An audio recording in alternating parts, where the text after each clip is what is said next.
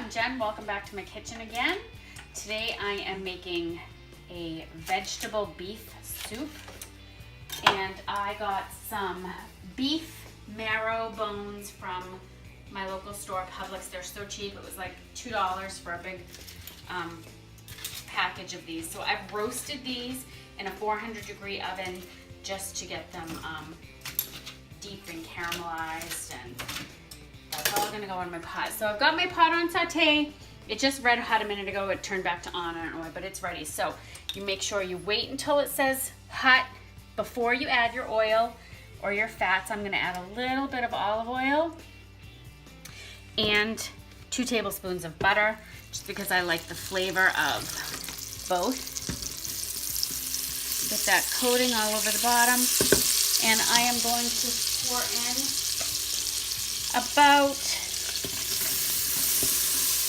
1.5 cups of onions, good cup of celery. And I'm making this for my dad, who's in the hospital, and he cannot have much salt. So this is going to be a very low sodium soup. So my struggle is going to be to get it to have a lot of flavor, because soups without salt can be very, very bland. Okay, I'm adding 2 chopped carrots, just until the veggies start to get a little soft. Right, for my spices, I'm going to add just a little bit of red crushed pepper and maybe a teaspoon of thyme, and I'm going to crush those up to a nice powder and add them in. All right, so I am also going to add about a tablespoon of this spice that I got in Key West, Florida. It's called Southernmost Blend, and it just has paprika, garlic powder, onion powder, celery salt, and chili powder in here. I'm gonna add about a tablespoon of that.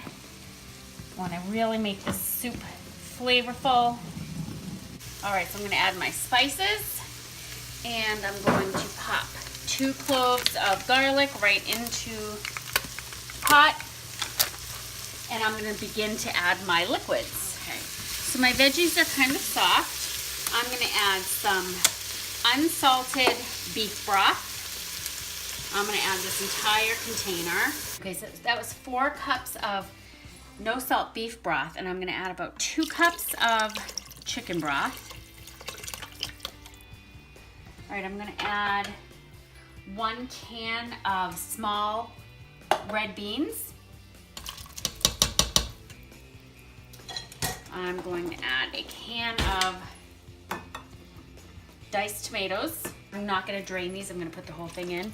I'm also going to add some spaghetti sauce. This is just to flavor the broth, make it a little more tomatoey, like a traditional vegetable soup. I'm gonna use my spoon so it doesn't splatter all over the place. Don't want to add too much, and I'm definitely going to mix this in, because if the sauce goes to the bottom of the pot, it will scorch and the pot won't come to pressure. Okay, so I'm going to add my beef bones right into the liquid. And now, before I cook these, I did give my dog 1 entire piece. It's good for them to have the raw ones, especially with the marrow. But these bones are as big as her head, so it was pretty funny to watch her go with those. All right, so those are nestled in. All right, so there we go. I'm gonna cook this down. Okay, so I'm gonna make sure my ring is all the way down. Lock it, set my vent to sealing, and I'm gonna hit soup. And I'm gonna go for about 30 minutes because everything in there was already cooked. So I'm gonna just let that go. All right, so when my soup is done, I'm going to add some pasta, but I'm gonna do that at the last minute, and then the soup will be done. So this has actually been off for almost 2 hours now, but I've been busy doing some other things. So here it is. Looks fantastic. I'm gonna take the beef bones out, and then I'm gonna add a few extra veggies. So I've got the bones out, and I'm going to put it back onto saute. And I'm gonna try to get it up to a boil to cook my pasta so that I don't need to put it under pressure again. And I'm just cleaning out my fridge of all leftover vegetables. So got just a little bit of green beans here. had a bag of mixed frozen vegetables. I'm just gonna throw those in. And I have some frozen spinach. So I'm just gonna put a little bit. So since my pot is so full, it's actually up to the, I think, 12 cup mark. Instead of waiting for this to boil so that I can add my pasta and cook the pasta, I'm just gonna bring it back to pressure again, just so I don't have to sit here and watch it. And that's the whole point of having an Instant Pot. So I'm gonna put a heaping cup of small shells, mix that in, and I'm just gonna go ahead and put my lid back on and probably only bring it to pressure for about 3 or 4 minutes. So I just wanna make sure my sealing ring is all the way down.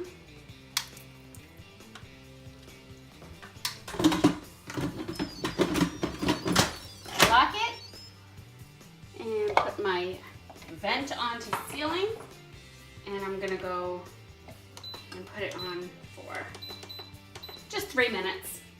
All right, so my vegetable soup is done. I'm gonna do a quick release because I don't want the pasta to overcook. So here we go. Took about 4 minutes for all the pressure to release on this one. It's just because it's just so full. And very thick, hearty soup, but I want to get it off the heat because otherwise the pasta will keep cooking and I don't want it to. It's gonna keep cooking in that hot liquid anyway, but.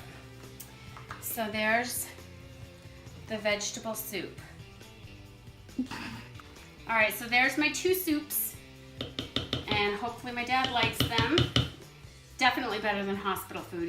He's just over the hospital food. He's been in there for 2 weeks now. So everyone say a little prayer for my dad that he gets better real quick. And thanks, we'll see you next time.